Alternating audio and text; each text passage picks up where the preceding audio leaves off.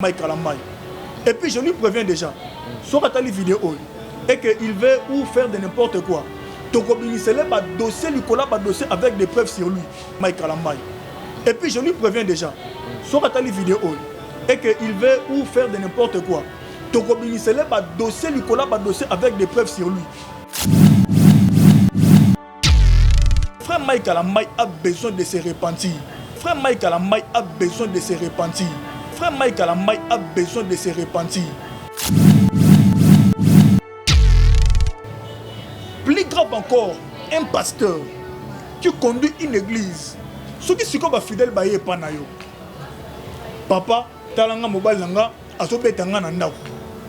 C'est quoi le conseil au le pasteur Mike Kalambai a repris son fidèle parce que lui-même ne pratique pas les choses au côté à bateau. Dans lui-même. Papa frère Mike Kalambai, papa allez, les gens zamba boaka bango à cause de leur comportement. Papa frère Mike Kalambai, papa allez, les gens zamba boaka bango à cause de leur comportement. Ce qui te bandi ko expliquer awa.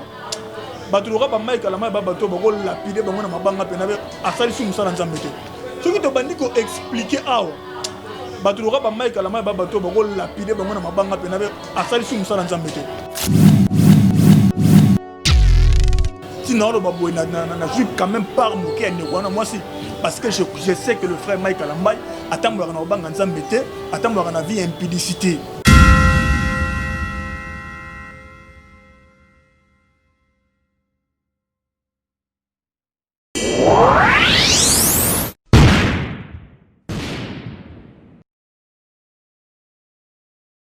Le devoir nous appelle, mesdames, messieurs, vous qui nous suivez sur Nouvelle Tendance Télévision.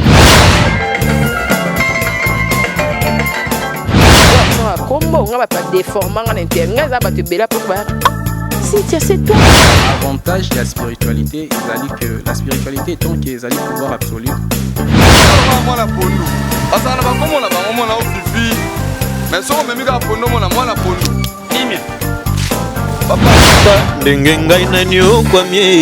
Na boloko ya bolingo oyo nzamba lina zo apiba mbona ngapie ya ona préféré na sala ngafio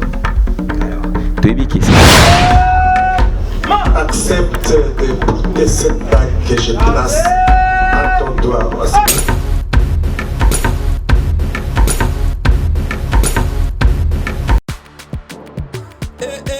Maman na ngai fongola matoi o kalisolo mwana londe mama Gisnovit ameme biso la solution pour l'opposition ya nzoto na biso yo muto beti ya batampo esala 15 à 20 ans esilaka te mwana Londres alobi solution ezwami somba kaka Gisnovit bakola na nzoto na yo na ismen ya bamba nzoto kokoma lekeleke poete mwete gu balapa solution ezwami mpona baposo ya nzoto na biso kobanga te yo mutu osala 15 à 20 ans tampo esilaka te mikusa na nzoto makodia mapalata bokono nyonso oyo etali poso ya nzoto na yo Gisnovit eye na solution mwana Londres aye na solution kobukana te livraison nango eza partout dans le monde kobukana te ndeko na ngai solution ezwami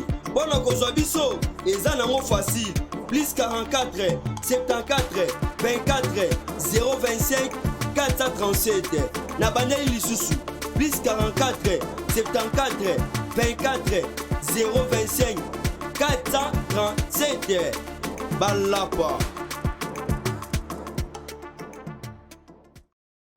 Mesdames et messieurs, vous qui nous suivez sur Nouvelle Tendance Télévision, bienvenue encore une fois de plus, puisque nous vous présentons le tout nouveau numéro de Vérité et Réalité. Certainement, de partout, vous avez l'habitude de nous suivre. Merci infiniment et bonjour, bonsoir, tout dépend de l'heure à laquelle vous nous suivez. Merci infiniment à notre sponsor Yadjani Sita Ntongan Poutoubangamichuri depuis Suisse-Irlande, un homme réglo, crédible. Merci également à tous nos partenaires. Nous avons GL Lukombo de Genève. Merci à Claudine Ebossaou. Merci à Mami Mouanekela Mwankolo. Merci à celle qu'on appelle véritablement femme d'affaires Chouchou Natatila. Merci également à Malolo Loris la Congolaise, Taboufa tout top modèle Ambote Sikozolandabiso. Alors, merci, nous soulignons qu'à la prise de vue, vous avez Gédéon, qui assure bien sûr avec beaucoup d'amour. Merci également à Jordan Panzou qui réalise cette émission toujours comme d'habitude. Merci également à la séance de Marc-Olivier Mouka qui est entre le 4 murs. Alors comme d'habitude, mesdames et messieurs, nous allons poser quelques questions d'actualité et aussi passer à la deuxième rubrique comme d'habitude. Nous avons le plaisir de recevoir sur ce plateau Prophète Henri. Donc déjà, intimement Power. Donc il est avec nous sur ce plateau. Mais avant tout, nous disons merci et nous présentons nos vœux le meilleur à Ange Nyanga Schwarzenegger, acteur à long métrage. Le film a miné, le film a milai. Il y a un acteur principal. Donc, père de jumeaux en France, le PC Mbote, c'est le monde, la famille Mobimba. Alors, tout ça, prophète déjà en rue. Obomesa na déjà na biso awa. Alors, toko solo la na ye toyeba nengenin makambo ezolekana et surtout actualité ça la makambo na minute na côté na bango na domaine na bango. Ezali l'épouse du chanteur ou du pasteur Mike Kalambai qui a enfin à briser le silence et aujourd'hui a bougé l'internet comme pas possible. En tout cas, ses propos aujourd'hui est touché par tout belé et créé une tension tout autour de l'artiste et tout autour de l'homme de Dieu, Mike Kalambai. Prophète Henri, bonjour. Bonjour Papa Alain. Santé Ndeni. Ouais, ça va. Dieu nous fait grâce, tout ça bien. Vraiment santé, ça bien. Et salut à tout le monde au Bazolanda Bisso de partout dans le monde. Que la grâce et la paix de Dieu soient avec vous. Sinon la santé ça va. Ma meilleure vœu, je fais de meilleurs vœux. Je crois que cette année sera tellement meilleure pour vous. Et nous avons bossé la vie, nous m'avons rebellé les sous davantage. Et que la grâce de Dieu continue à se manifester cette année puissamment. Sinon ça va, nous allons très bien, la santé ça va, tout va bien, la grâce de Dieu est avec nous. Merci beaucoup, Prophète Henri. Alors, nous allons rapidement toucher sur quelques questions d'actualité parce que je crois que le Loko Aliboso est allé d'abord le lot évêque général Mukuna, automoni vidéo circulées dans les réseaux sociaux qui aujourd'hui à lobby Oekoya et il est prêt à engager déjà une démarche. Il y a Kozwa avocat enfin que Assambana l'État congolais. Nous avons besoin de détournement, miba ekufane ni mbongo kenda wapi, bajekamine kenda wapi, makamyo sotourana. Et aujourd'hui même il touche même sur les accords entre FCC et Nakash. C'est comme si aujourd'hui il est en train de clasher sur Kabila. Apparemment il n'est pas d'accord, mais Toyebi dans le jour passé. En tout cas, il y a Zala qui vient approche, Zala qui trop, il faut pas mettre la coupe au Kabila Maboko, Kabila Za, exemple, Kabila. Et aujourd'hui, ces changements brisques. En tout cas, et ça peut-être que Ben Nabiso, le van Marc-Olivier Mouka, l'œil du curieux, tout mais un peu ça un peu lui sur Motoza curieux, tout l'andelano Moukamango, ce qui les Kamango, comment est-ce que tu as mon vidéo na yo mon comme le bel D'abord, moi bon, plutôt la première des choses à savoir, il faut se poser tant de questions par rapport au dossier. Parce que d'abord, l'évêque Mukuna a parrainé couple et président Kabila. Plutôt couple et président Kabila a parrainé l'évêque Mukuna. De moi, on a bango. Chose déjà que je ne peux pas consommer. Je ne sais pas si c'était à cause de l'argent ou de la position. Il y a M. Joseph Kabila na pouvoir, né avec Mukuna Kokinoko Mamouana, il y a président, l'ex-président Joseph Kabila. Déjà cette chose était très floue, très floue. Et ceux qui bango baparena mariage naï, Aza moi nana bango. C'est-à-dire on croit qu'il faut apporter soutien naï pas na bango. À 100%, il faut apporter vraiment. Parce que lorsque tu as un parrain, c'est à vie. Net au signer mariage, et ça pour le meilleur et pour le pire. Parrain, je crois qu'on peut changer tout le monde comportement de mais jusqu'à la preuve du contraire, je ne sais pas pourquoi aujourd'hui l'évêque Mukuna va s'attaquer, même indirectement, à Joseph Kabila, parce que c'est vraiment de lui qu'il parlait. Mais malgré bien indirectement, mais en réalité, ça touche Joseph Kabila, ça touche le président Fachi. Quand j'ai vu cette vidéo, on a mon avocat, il y a Mando bazalaka na bango disponible bakoyede yo bakotelo soki likambo ezali oyo ekoya eya. Moi je dis aux gens de faire très attention. D'abord pourquoi? Parce que déjà ces pasteurs, comment pasteur il y a politique. Oui, je vous dis. Ils ont politisé même leurs églises et l'œuvre de Dieu. Et c'est ce qui fait que bako jouer na morale ya batu, baebi que congolais, quinois, salaramois, soki ndengeni, bako jouer na morale ya batu de manière que kuna bazo yokana. Ils ont des choses qui se disent entre eux. Moi, je ne suis pas sûr jusqu'à la preuve du contraire que évêque Mukuna a bébani Penzana Joseph Kabila pour Abana En tout cas, moi, personnellement, en tout cas, c'est mon avis, je ne suis pas sûr. Mais je sens dans mon esprit qu'il y a quelque chose qui se prépare. Au temps où les gens diront qu'il y a beaucoup d'abonnés au télémélaïe. Il y a des hôtels, c'est-à-dire qu'il n'était pas dans ça, il n'était pas d'accord avec les hôtels. Mais là, on est salami en faveur, excusez-moi, de monsieur Joseph Kabila. Et salami en faveur de Joseph Kabila. Et parce qu'ils savent des choses où ils ont se préparer dans les secrets. Ils savent. L'autre fois, j'ai une prophétie pour Namboka. Parce que je sais, ces gens savent.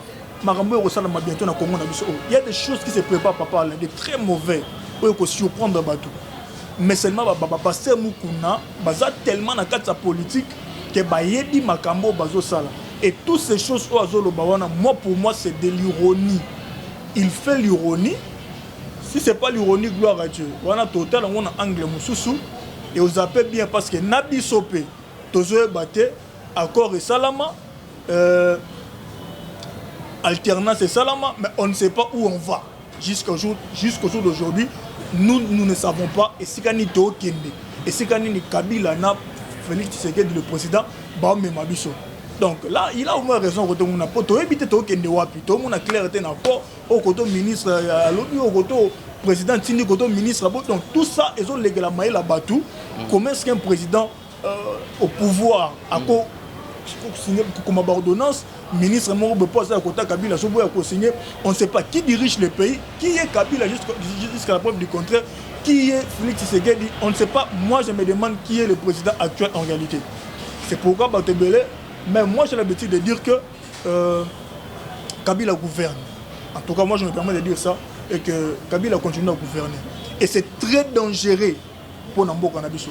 Le président Fachi, il paraît comme un homme qui est en train de régner. Mais en réalité, en dessous de lui, c'est comme c'est Kabila qui continue à gouverner. C'est-à-dire il règne, mais il ne gouverne pas. Non, il règne, mais il ne gouverne pas. Okay. Le président Fachi règne, mais en réalité, la personne qui gouverne, c'est encore Joseph Kabila. Effectivement, parce qu'il a la majorité dans le Parlement, le Sénat et tout ça. Il a le contrôle systématique. C'est très dangereux, c'est très dangereux. Il paraîtrait même, moi je ne savais pas, il y a une loi. Après une année, le président une année, on a la possibilité de faire un changement, il y a comment on dit, il y a parlement, il y a redissoudre le parlement. Voilà. Donc si c'est le cas, si c'est vraiment le cas, pourquoi juste c'est déjà une année, mais pourquoi le président Fachi a ça la montée? Donc rentrons au moins dans le Fachi, il y a plutôt évêque Mukuna.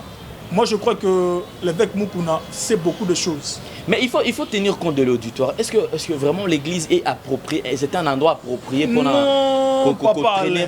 Parce que l'église est apolitique. Au sein de l'église, nous avons des gens de la majorité, de l'opposition et tout consort. Alors, tendance surtout, on a déjà eu penchant. Et qui peut créer moins de problèmes dans cette église. Un pasteur déjà, et l'église, nous sommes apolitiques. Je ne suis pour personne. Je suis pour tout le monde. Donc, non. Nous recevons tout le monde. Nous sommes là pour eux tous. Ce qui le comportement avec Mukuna, comme ici, église, et tu sens, lorsqu'il est en train de parler, tu as évité tout ce qu'il n'a pas avocat. Église,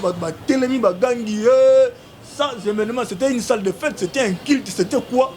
C'était quoi? Ça, ce n'est plus l'église de Dieu. Vraiment, j'ai dit droit à l'évêque Mukuna que ces comportements ne sont pas bons et ce n'est plus l'église de Dieu. Et même vous me donnerez raison plus tard que ce sont des mascarades qu'il est en train de faire.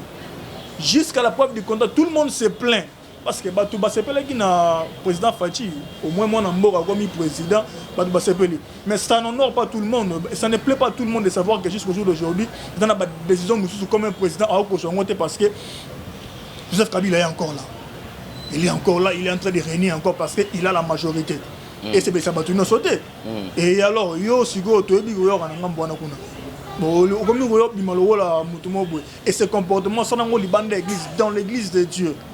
Ils n'ont pas preuve à moto pour sentir que déjà bungi. Et papa, la Bible dit je vous enverrai l'esprit d'égarement. C'est-à-dire ceux qui m'ont bungi déjà et que nous avons l'esprit d'égarement, vous allez tout voir dans la salle na Yohana. Donc ce n'est plus l'église. Même si on parle de l'église locale, ce n'est plus l'église. Et comme il se voit réunion à Bango, il y a voyez seulement la réaction de l'église. Tout ça est dans l'église de Dieu. Ce sont les œuvres de la chair. Les œuvres de la chair. Et ce n'est que pour les païens. Un pasteur ne peut pas être dans la politique. Un pasteur à politique. Et tout ça, au côté de ma politique, à niveau, même dans l'église, c'est vraiment œuvre païen. Nous allons demander vraiment à l'évêque Moukouna, s'il te plaît papa, vous êtes un père pour nous qu'on respecte déjà.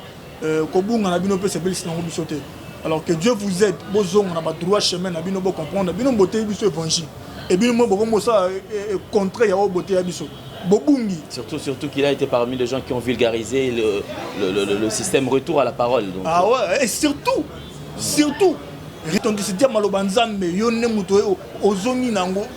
quelques années passées ici, tout le monde applaudissait l'évêque Moukouna, qui n'était pas sur de radio très tôt matin à 5h, Moukouna Fongoli radio, à ce qu'évêque Moukouna.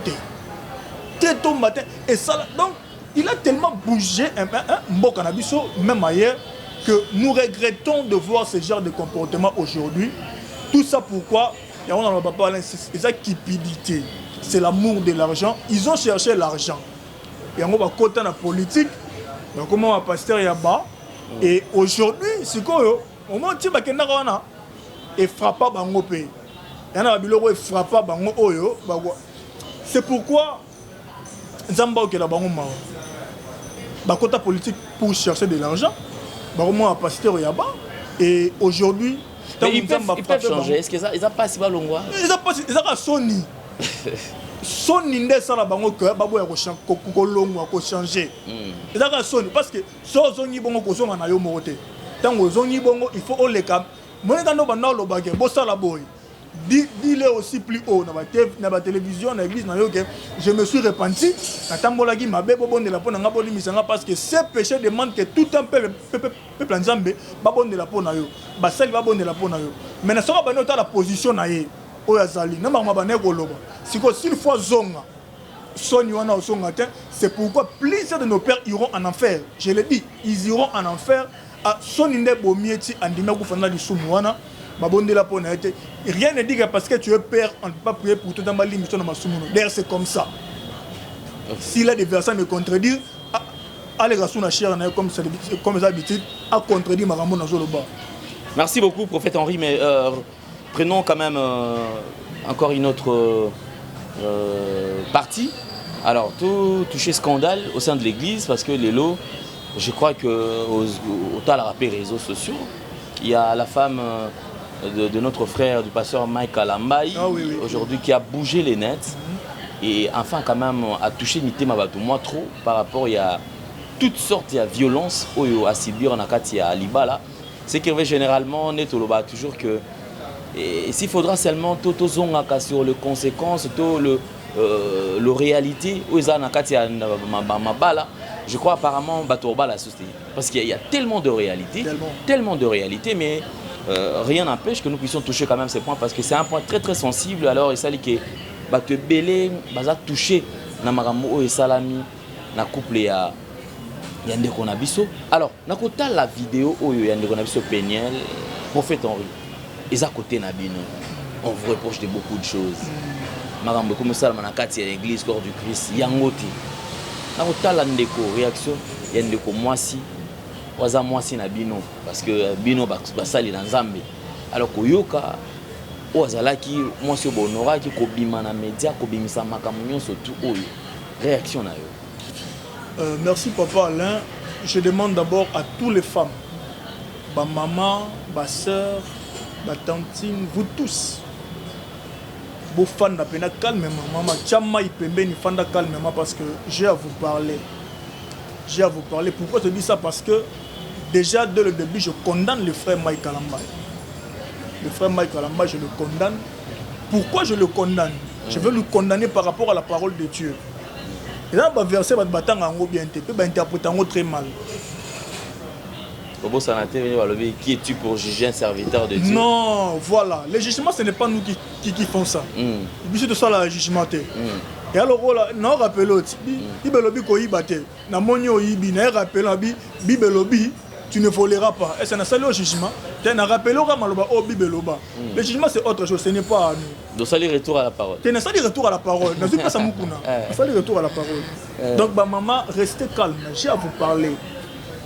La Bible dit dans 1 Corinthiens chapitre 11 verset 3.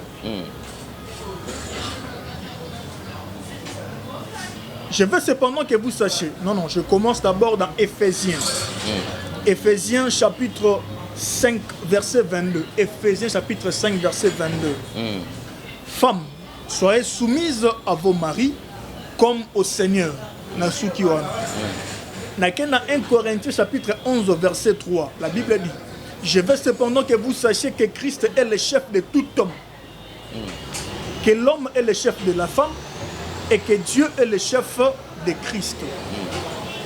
Pourquoi je prends cette écriture, ma papa na ma maman?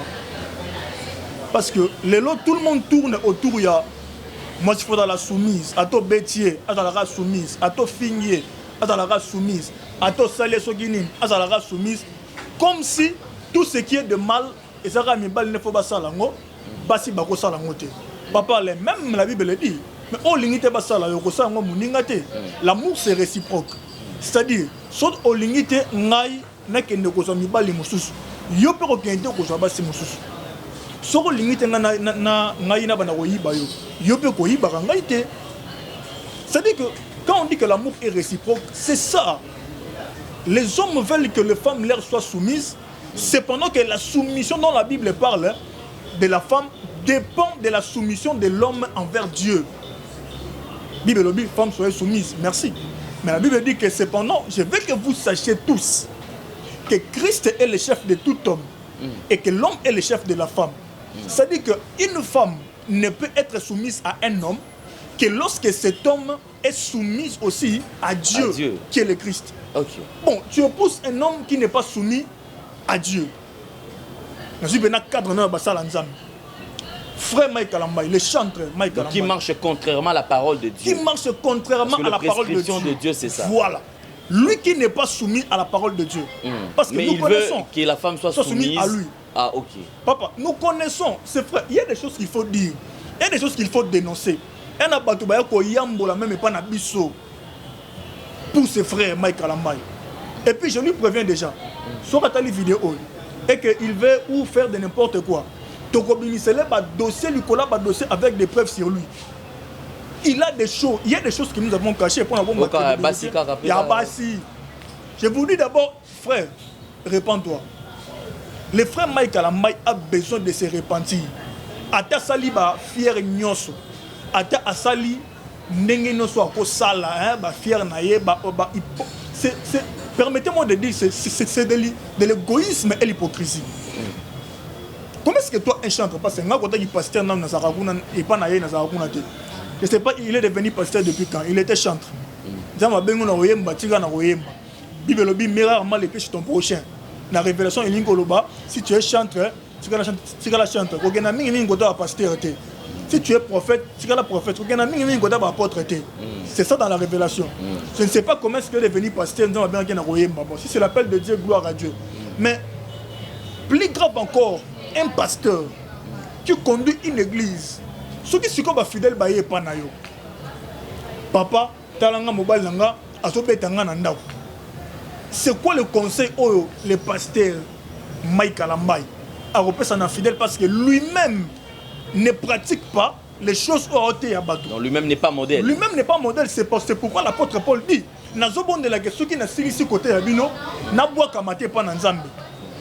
Pourquoi? Parce que na bonde la kemakambo na te yabino ngamoko na sala kango pour ceux qui n'ont pas lango te nzamba obokanga donc cela prouve que mutu no so oya sala kate makambo te yakaba na nzambe nzamba bokaka ye ata bomona ata mona mituka ata bomona na bambongo ata bomona na nini Dieu les a déjà batuluka ba frère Mike Kalambai papa ale déjà nzamba bwaka bango à cause de leur comportement et kobika na bango ezaka na condition moko pa songe pa na nzambe basenga bolimbisi baluka basala nzambe tata na bango babondela pona bango basenga bango ma nzambe bazonga na kosala nzambe solo parce que ce frère d'abord il a une vie d'impudicité. Ça je vous le dis parce qu'il a une vie d'impudicité au batubaya koyambola plus grave soko balaki na nga pour ça que no bala pressé parce que ton nagi na nte. Et aujourd'hui, non seulement on découvre que Asaki Kachir n'a pas d'endroit Walibala, et encore on découvre que Abanda si les lots ils sont Azobimanaba, Bassia Bato Babala déjà papa là. Femme mariée au bas soutenir Èvre. Azobimana Bango. Papa là, il y a des choses que nous connaissons, que nous savons, ce qui te bandit qu'on expliquer à batuluka ba Mike Kalambai ba bato ba ko lapider bango na mabanga pena be asali su musala nzambe te. Ils ont fini ça comme nzambe. Aujourd'hui, à Kouanga na te il sort na ba femme mariée o ba soutenir Èvre ne wana. Église na abimana ba sama bala. Azo tumba ba sœur Mbeka. Donc pourquoi? Parce que nous non pas bassi hein, parce que moi faible. Les femmes aiment la gloire. Les femmes aiment les hommes de la gloire. Mamono boya papa lende la ça tellement connu na internet pas bien dans le monde et parce que balinga batabongo et à ça faible liboso pour mutu le roi Mike Kalamba bengi serment l'église yaga boyna boy il couche avec et faibles qui sont à cause de la position naie à commission ce qu'on position ya manipuler ba sœur ya manipuler bana batu ya manipuler ba femme mariée et baso qui ne pourquoi et puis en dessous de ça parce qu'ils servent le diable ils ont des dominations sataniques oyo. Sera bien au boîte à femme mariée, tellement tu es faible en esprit par rapport à l'esprit naïe, à quoi coucher non facilement, à quoi bimano facilement. Pourquoi? Parce que tellement ils ont des choses de ténèbres. Donc ces frères ne boivent mon abangoa. Ma réaction à moi, c'est je demande à Dieu à ça la grâce. La moi je suis un Peniel, Zamba ça la grâce.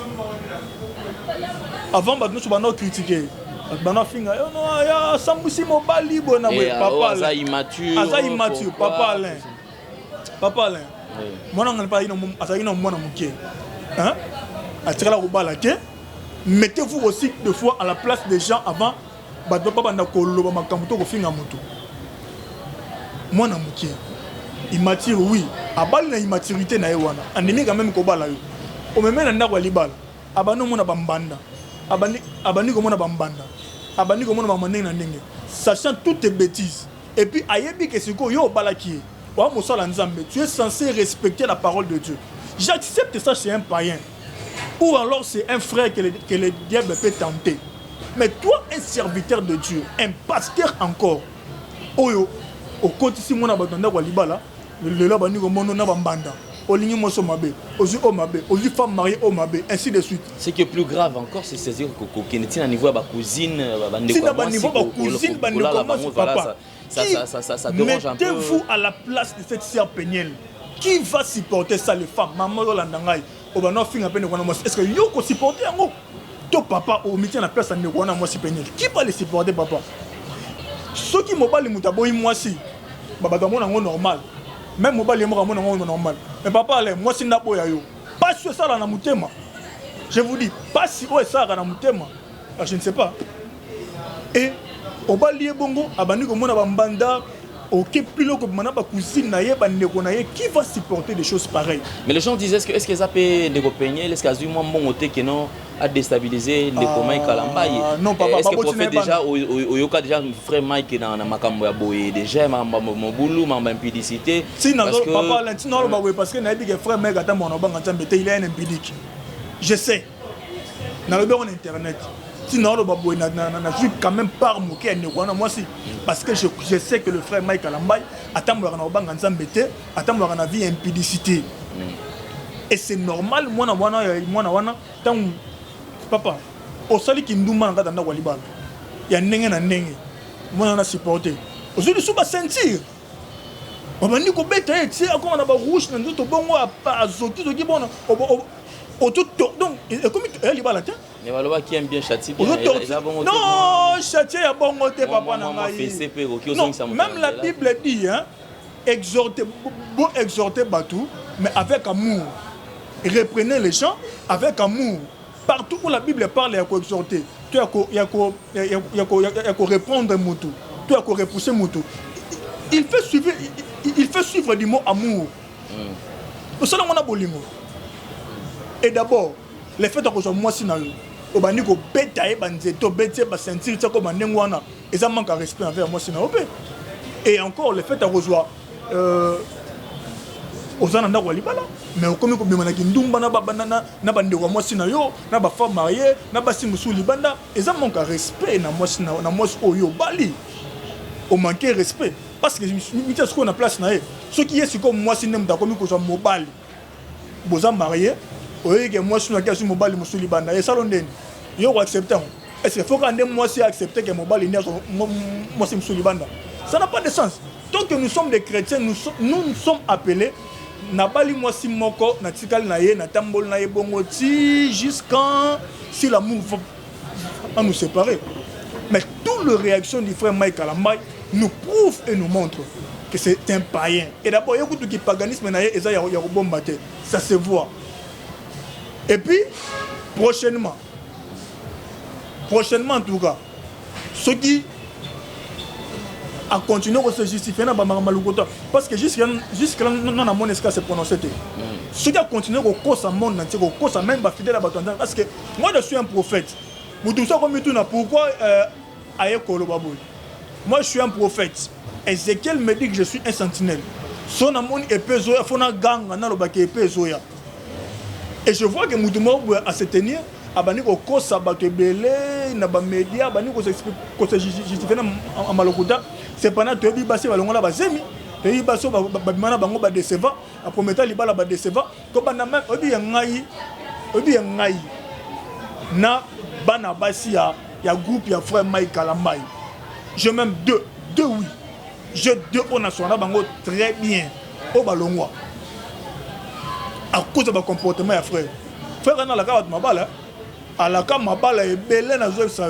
wala ko dera onga na et bon auto éviter et aujourd'hui azoki ne ko panza même mabala ya batu batanga ni babala ni na mbongo pasi mbongo na to Congo oyo oki so mosa batu kuna abusi na wana mobali ne bana okomi ko bimana ye mobali ne ko yeba les bana zo panzana ses frères en tout cas prochain je vais continuer à d'ailleurs boye binga be so na simbili comme non simbango jusqu'à la fin de na sala na certifani jusqu'à la fin avec de preuves si ça continue comme ça nous allons amener encore des preuves des frères pour dénoncer ces frères que c'est vraiment un païen et puis sa vie ils ont resangana bana batu ya basi et tout ça pourquoi parce que c'est mon si Nzambe et tinda on a ba voir na te c'est seulement le diable so côté pa na ye nda bando bisa yo nous avons faut marana basi autant faut marana basi autant tala na ye na camarade mo bona autant ko mbote na prochainement na émission mususu bazan na condition ko bimaka na basi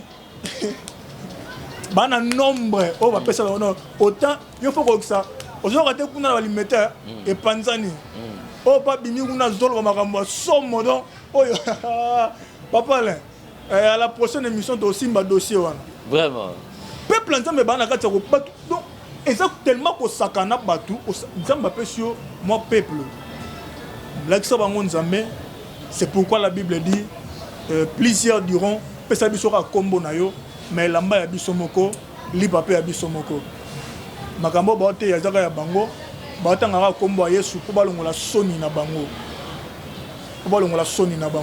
c'est déplorable je dis à tout le monde frère Mike Kalambay on appelle d'abord frère parce que aza soki mutamo na nzambe mais ndeko Mike Kalambay c'est quelqu'un qui ne craint pas Dieu je le dis comme ça il ne craint pas Dieu c'est un impudique et on a des moutons qui nous côté de la Mike Kalambay c'est qui il doit aussi être un impudique comme lui et na bondeli nzambe et que nzambe a memayo frère Mike Kalambay na repentance je n'étais pas jugé mais je te dis de rentrer dans maloba nzambe pe na makolo nzambe. Enfin, nzambe pas songe pas na yo parce que la Bible dit bosonge revenez à moi et je reviendrai à vous. Donc si on songe pas na nzambe, nzambe pas songe pas na yo. Et tous ces comportements, ya robeta rabasi, ya ogena robmana ba femme mariée, ça t'apportera ça t'amènera nulle part frère, sauf dans enfer, pe na le moko ya brisque. Et papa Alain, bokanga date lelo. Vous voyez cette année-ci, 2020, cette année-ci, il y a le chiffre D répété dans l'année haute. Le chiffre D, c'est le chiffre de l'alliance, parce qu'il y a deux alliances dans la Bible. Il y a l'ancienne alliance et la nouvelle alliance. Le chiffre D, c'est le chiffre de l'alliance. Parce que 0, on calcule 400, on a 400, et ça, on a mis, c'est la Bible. Dans la révélation, on compte à 0. Dans la révélation, 0 n'est pas compté. Si on a calculé, on a fait 400, on a offert 400 années, on sait que la Bible était. Dans la révélation, on compte à 0. Et le chiffre D, c'est le chiffre de l'alliance. Ou alors, si on a sali D plus D, et puis c'est 4. 4 est le chiffre de délivrance. C'est bon encore. Si on a sali D fois 2. Donc, calcul, nous sommes en salanga. Et retire la robinette. Donc, tout ça, moi, je parle d'abord de l'alliance et un chiffre alliance. Et cette année-ci, vous allez voir, tout soit disant, ministère Nzambe, Kokoué, Nasa Mabeleo, pasteur, nous sommes à côté de Nzela Mabé. Cette année-ci, au monde, nous avons Kokoué, Kokota Mabeleo. Musicien, musicien, tout le monde, au côté de Nzela Mabé. Cette année-ci, il y a un bateau Nzamba sélectionné déjà. J'ai encore vu ça cette nuit pendant que j'ai dormi. Na moni fil na bateau qui est vers frappe Nzamba. Et dans ça, j'ai vu beaucoup de visages qu'on a eu. Au bas au côté na mabele, so ba continuer à voir na bango na mabé. Alors frère Mike Arambai, pour être épargné à l'épée de Dieu, réponds-toi mon frère. Ils ont bagissement à mabé, ils ont bagissé à mabé.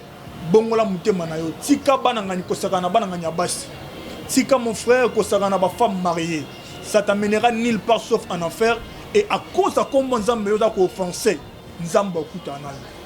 Voilà. Merci beaucoup prophète Henri. Alors je crois que nous allons vous laisser quelques minutes comme nous avons l'habitude de le faire. Alors on va vous laisser quelques minutes, alors le temps de partager une pensée ou quelque chose avec les enfants de Dieu. Nous disons encore une fois de plus infiniment merci Nabino Toubozo, continuez à s'abonner, vous à la paix et belé à partager ma vidéo, à commenter, si je suis en remarque, toujours sur le numéro qui est affiché au bas de vos petits écrans. Merci également à vous qui continuez d'ailleurs à commenter et de temps à autre nous recadrer par rapport à Yabaïrer Moussoussou. Et vous qui avez besoin de contacter prophète Henri, son numéro également est affiché. Boki Kobengaye, vous posez ma question à Nabino et peut-être prochainement, vous avez besoin de soutenir, qui peut vous soutenir parce que j'ai toujours dit que les caca, il faut qu'on foute. Alors, merci beaucoup. Prophète Henri, vous avez quelques minutes. Merci.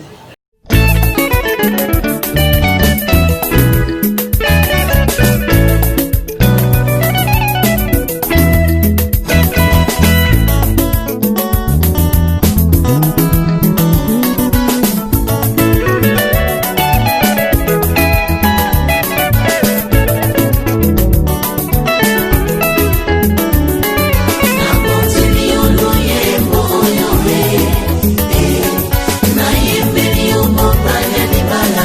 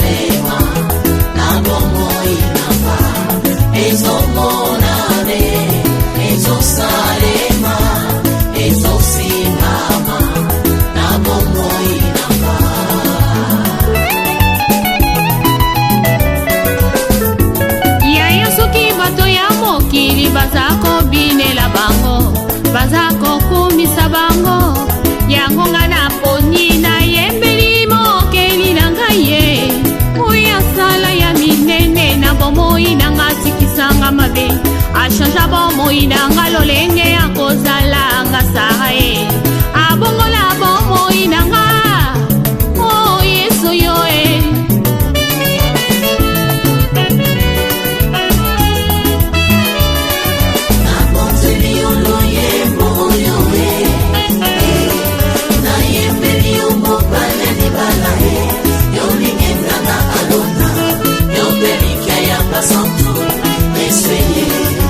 Masumu na ngai komi lokola ngola tambe na bomoye yondo limisaka nga pe yo petolaka ngai tina nini natika nzela na yo nakolanda se yo kinosuka ya bomoi nanga sunga bomoi nanga yawe tambosanga na nzela ya nsemo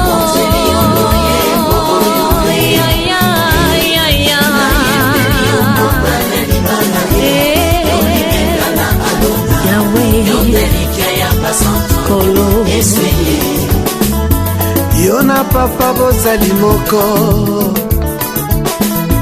sala ete yo na ngai tokoma moko nazala mokanda yokoma makomi na luyembo na nga bato basuwa bomo nga biloko yo nde mungwa yopesanga saveur yo osiyanga rivière papa inondenga aikoni yo moto papa pelisanga ozamba ineve na pusa papa sulajenga mwana mpate aleluya nzambe na pomo kembo nanga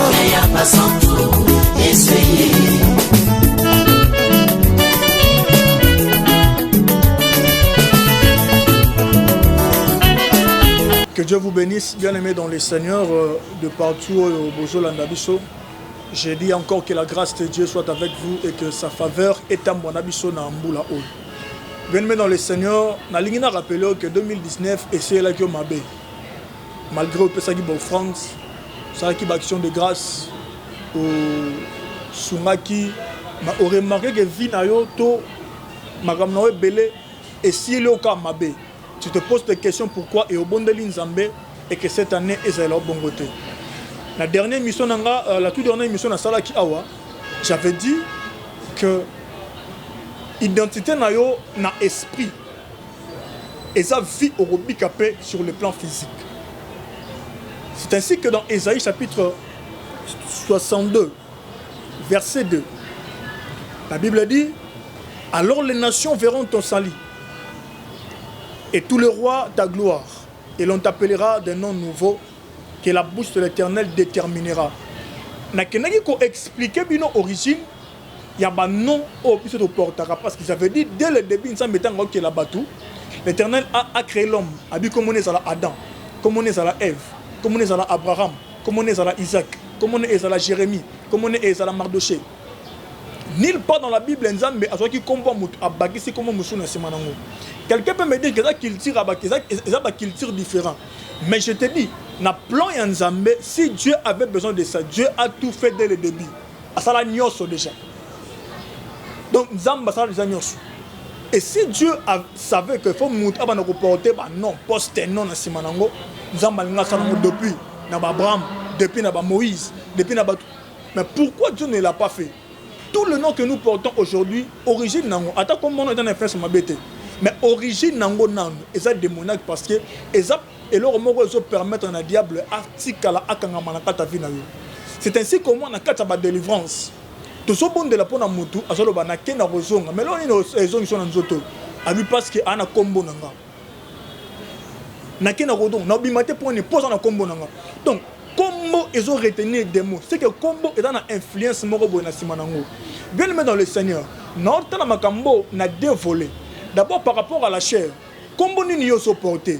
Des fois Combo ba pesa yo. Et c'est un mutu moko on a famille na atira la ko réussir na vie. Akufa pauvre et yo porta Combo na yo. Koko na bino ancêtre na bino. Combo oya salaka na yango. Et c'est que songo boyebité.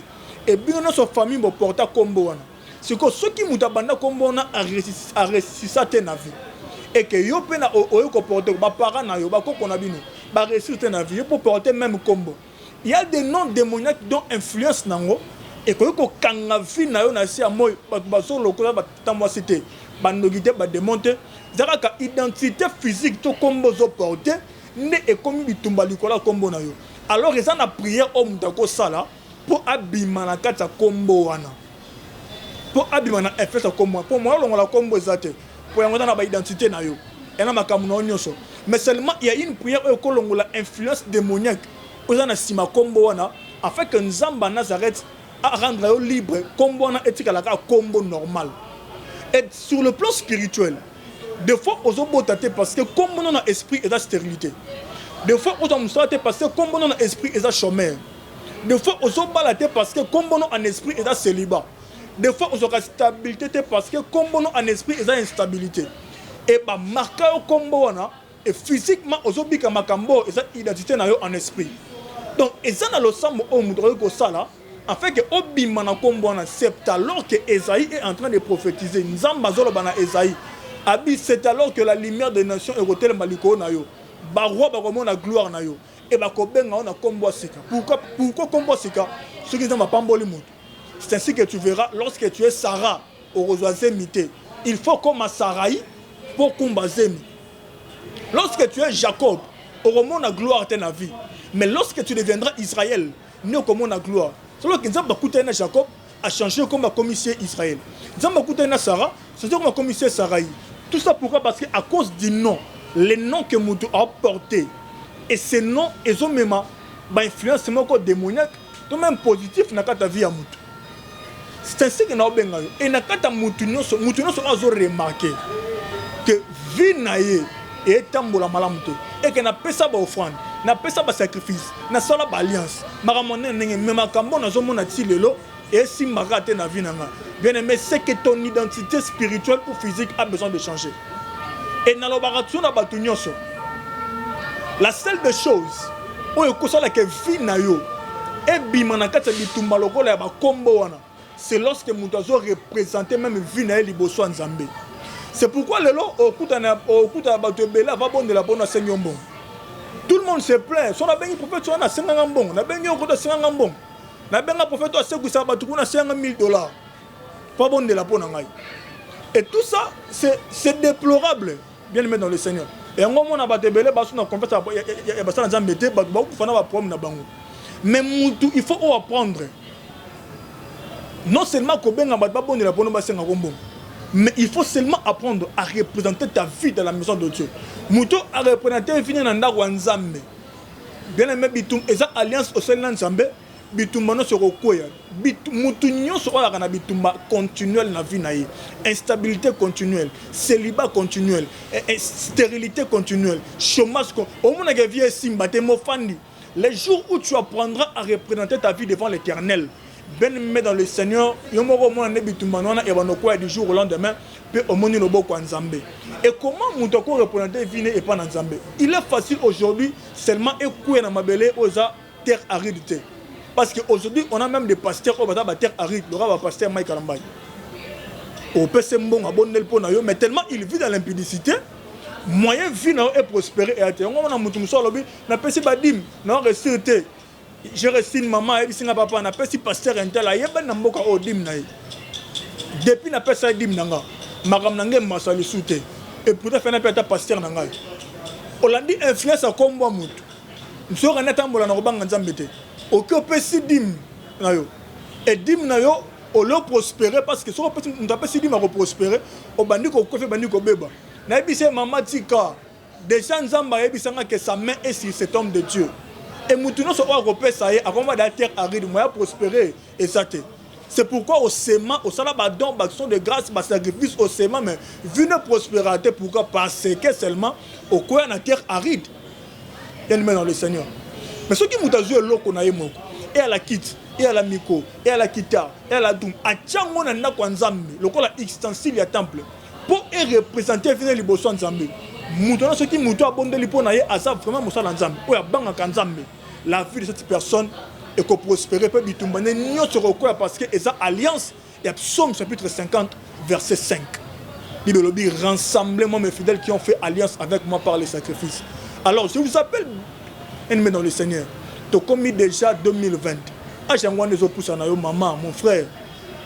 Nous sommes en Angote, liba les athées, maramou compliqué, instabilité dans la vie. Bando toi ma bé. Bien aimé, mon numéro est là sous-dessous. Si vous êtes convaincu, cherche encore un homme de Dieu bien que tu connais. Oyoko benga, babon de la pona yo représenter venu liboso ensemble.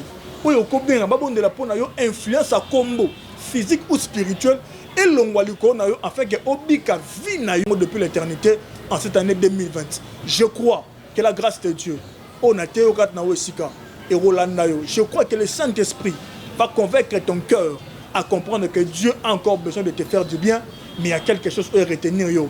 Oh, nous avons appelé pouvoir na bâtiment na siamoy. Que Dieu vous bénisse de partout Bolandi Bisso. Mon numéro est affiché là ci-dessous. Appelez bien aimé dans le Seigneur. Tout bon de la pona bino.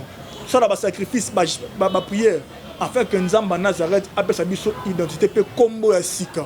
Je prie que Nzamba appelle son combo sika cette année. Okoma maman passe, ozaki chômeur, okoma patron, yo wana ko balate, okoma marié. Que Dieu vous donne un nom nouveau.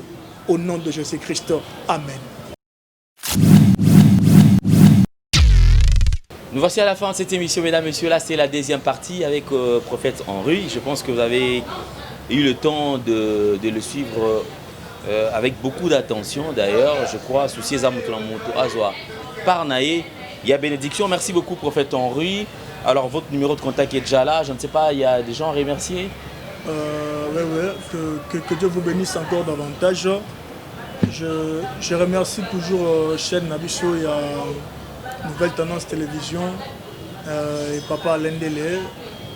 Et nous remercier mes partenaires Nyonso Oyo Baso continuer à soutenir Biso. On a tellement ébélé. Mais je vous remercie de partout Boza na Mokile. Oyo Bozo continuer à soutenir le ministère Nabiso pour soutenir Biso. Nzambe nanga alkoma Nzambe Nabino. Et que grâce à Nzambe, ils allaient vraiment autant Nabino ensemble. Je voulais dire quelque chose. Tous en a prié à mon auto bandana boutoua lelo.